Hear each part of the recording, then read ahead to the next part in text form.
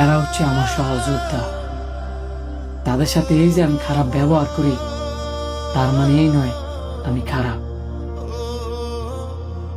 বাপ মারা যদি ছেলে মেয়েদেরকে শাসন না করলে ছেলে মেয়েরা যেমন বিগড়ে যায়, তেমনি আমার স্টাফ, সহকর্মী, দারোয়ান তাদেরকে যদি আমি শাসন না করি তারাও বিগড়ে যাব। আমি কিন্তু ইচ্ছা করে তাদের সাথে রাগারাগি বা খারাপ ব্যবহার করতে চাই না। আমি বাধ্যই তাদের সাথে খারাপ ব্যবহার করতে। আমি এটাই চাই যে আমার প্রতিষ্ঠানের প্রত্যেকটা কর্মচারী নিজের প্রতিষ্ঠান মনে করে কাজ করুক। আমি যে তোমাদের সাথে খারাপ ব্যবহার করি, আমার কাছে এই খারাপ লাগে না? আমার কাছে এই কষ্ট লাগে না? অবশ্যই লাগে। আমি খারাপ ব্যবহারটা করি কেন?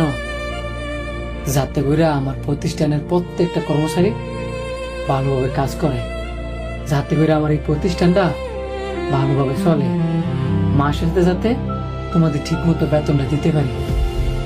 আর আমি যদি মিষ্টি মধুর কথা কই, মাস শেষে তোমাদের বেতন যদি আমি ঠিকঠাক মতো না দিতে পারি, তোমরাও থাকতো না, আমার প্রতিষ্ঠানও থাকতো না।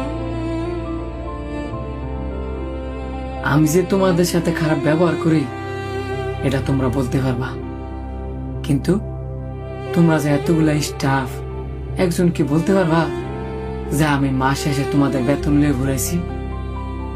পারবা না। মুরব্বী মানুষ একটা কথা কয় না, যে গরু দুধ দেয় ওই গরু লাত্তি খাওয়া ভালো। আপনি ঠিক বলছেন স্যার। আমরা ঠিক থাকলে না এই কোম্পানি ঠিক থাকবে। আপনি কোনো চিন্তা করেন না, আমি দেখি কি করা যায়। আসসালামু আলাইকুম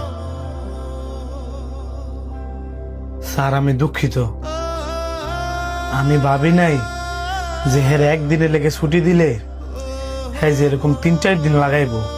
দেখো, একটা কর্মচারী যদি একদিন কাজে না এ, তাহলে আমি বুঝি যে আমার কত দিক দিয়ে লস হয়।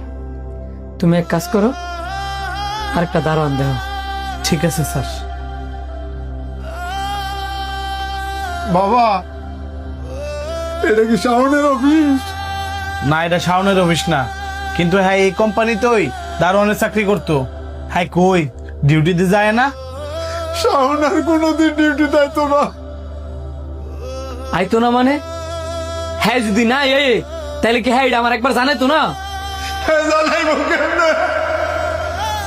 হ্যাঁ জানে দুনিয়াতে বাচ্চা নাই।